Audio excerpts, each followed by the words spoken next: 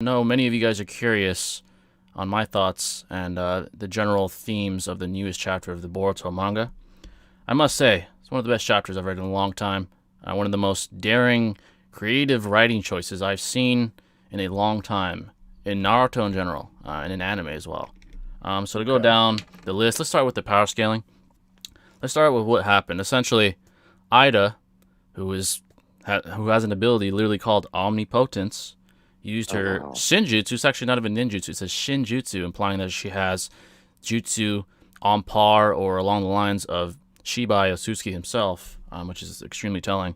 That allows her to rewrite history in the minds of everyone that falls for her charm. So only Otsutsukified individuals can't fall for it, and anyone that doesn't fall for her charm can't fall for it either. So what she did is she went to Kawaki, who was being manhunted by the entire Shinobi Alliance from the Leaf, and I guess Kawaki kind of expressed his concerns and wished that Boruto wasn't his brother and that he could just kill Boruto and that Boruto was just a nobody, so that the Leaf wasn't on him and that he didn't have to kill his brother, etc. So what Ida did is she utilized her omnipotence, that's literally what the ability is called, to rewrite history in the eyes and minds of everybody besides Kawaki, besides Momoshiki, besides Boruto, obviously he's Otsutsukified, and surprisingly Sarada. And my theory for that is because she's in love with Boruto and because she's not an individual that can fall for Eida'S charm. So those are the only individuals that know of the history being rewritten. So what happened is there's an inverse now. Kawaki is Naruto's son now, in the eyes of everybody. Boruto is the one being manhunted now. Like I said, that's an extremely daring narrative writing creating decision, but I think it's a good one, and I think it's going to set up Boruto in the right direction thematically speaking.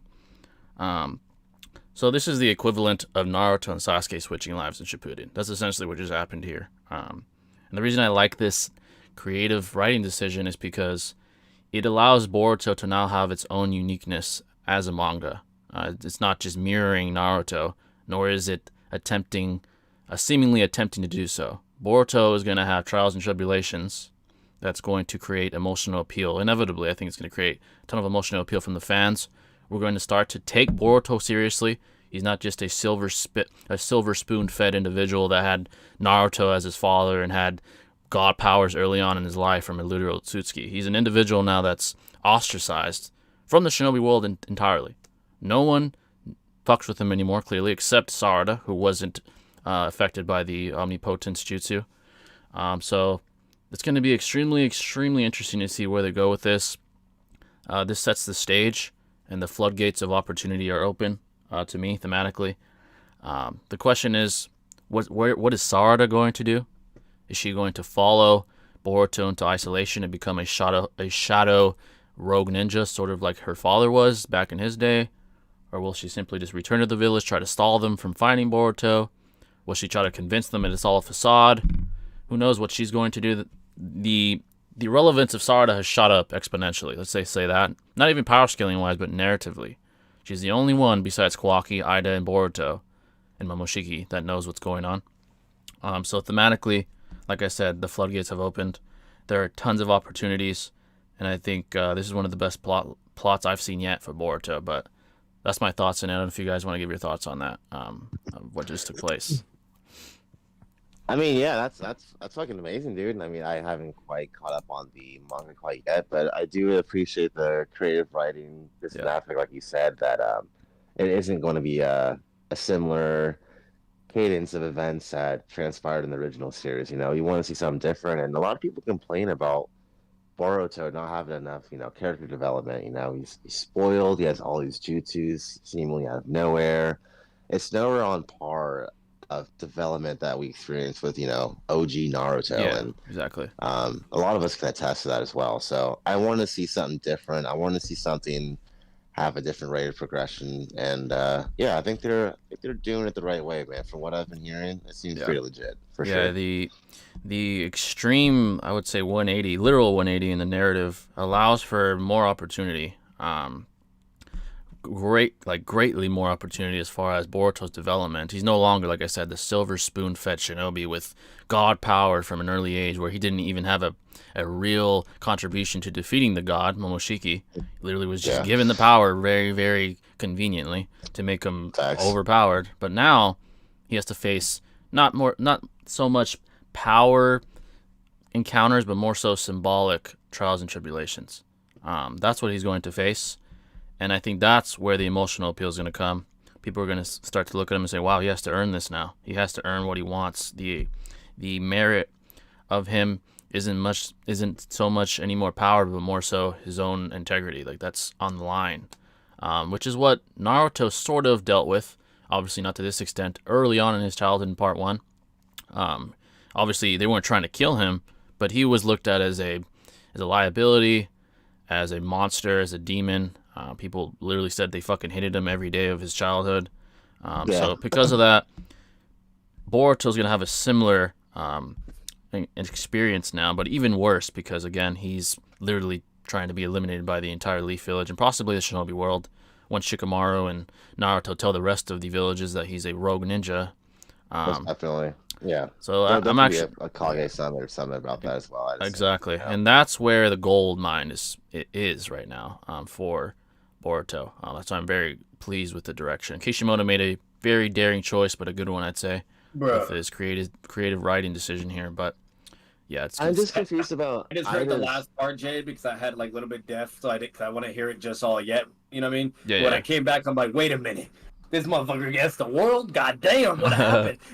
Oh no, I love it. But let's see. How the hell does Ida have this power? She's literally fabricated from Amato. Like, exactly. They're on par of like, I don't understand. Yeah, what I don't understand is how does Amato synthetically? How does he synthetically replicate and engineer Shinjutsu? I don't understand that. How do you even begin to understand what it is? Something that's natural and organic. What? Shinjutsu is beyond ninjutsu. It's not even prevalent in the shinobi world. How would he even know where to start? I don't understand that. Aliens, guys. It's aliens. It has to be.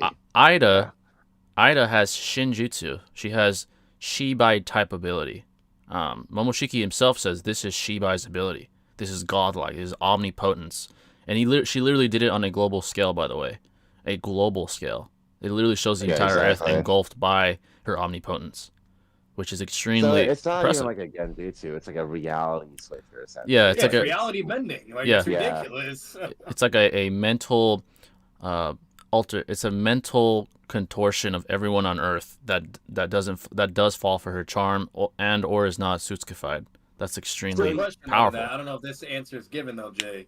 Is Boruto the only one aware of actual reality and how everything has been oriented and fabricated? So only Boruto, Kawaki, and Sarada are aware. That's it. Oh wow! Yeah. And Ida. That's kind of bizarre because have they tried to tell Naruto that in some way? Or tried to it ended right after Momoshiki explained to him what happened to Boruto in his subconscious. He told him, "Yeah, you're Kawaki now. You're fucked. You got to run away." And Sarada was with him. Kawaki, you know what's telling is that Kawaki, I didn't even mention this, Kawaki just went along with it. Because again, Ida basically made his desires come true. And he went along with it. He told Ida, tell everybody that Boruto killed Naruto. So he's actually going along with it and is okay with even Boruto's life being taken away. Because what Kawaki has is very unique, is he only has loyalty to one person, even over himself, and that's Naruto. He's willing to die for Naruto. He's willing to kill whoever it takes, even Boruto, for Naruto. That's why he's okay with this. He didn't say, what the hell are you doing, Ida? Stop this, change this. He said, okay, make sure to tell everybody that Boruto killed Naruto. That's insane. That this shows the religious devotion, the dogmatic devotion that Kawaki has for Naruto. He's willing to take lives, including his own brother, essentially, Boruto. Dude, this is actually going to be pretty sick, love man. right there. Yeah, great way to great way off part one. Great way. Let the time skip begin. You know what I mean, and see what the development is like after all these years. Yeah. Dude, so yeah, there's going to be some good Jutsu right in the future for sure. But how the hell are they going to switch this omnipotent feat? That's one Ida's to be debated. yeah. You Ida know, currently is OP. She's like the strongest in the verse right now, as of now. dude, Besides, like, Amado is OP, bro. He can build creates it. motherfucker. He You know what I created mean? her. Like Yeah. this guy, bro. He Like, created a god, yo, literally. But look at the chat. Yo, how have you been? What's going on fixing Yeah, Geodoc? I heard about that, and I saw a vote poll of like the greatest scientist or whatever, and I picked him because Tomato. I knew about Yeah. that. But everybody was fucking picking Orochimaru. I'm like, Nah, are we it's not stupid? even close. It's not even close. Orochimaru. Yeah. Actually happy to hear that you would love some Boruto content. This content I like. Well, I'm not gonna, switch up and say that it's goated over Naruto yet, but it has potential. Yeah. Hope you're having a good day. Thanks, Lanes. Thanks for coming in. Hashirama DNA on steroids. Yeah, Hashirama is fodder in comparison to fucking Ida. It's not even close. Yeah. By the way, wanted to know who would win between Ida's reality changer or Infinite Tsukuyomi. Infinite Tsukuyomi is it's a dream creating genjutsu. This is reality changing. This is beyond just being in a dream state. This is actually changing reality in something Madara everyone's wish mind. he had. Shit. Yeah. If he Exactly. could actually make it a reality. Shit. Yeah. That's what he really, really, really wanted. Not you some can't big protect genjutsu, yourself. but it was just a half measure, and he was like, "Fuck it, it's the closest we're gonna ever get." Naruto's biggest D writer. Yeah, essentially that's what Kawaki is. absolutely, yeah. The biggest.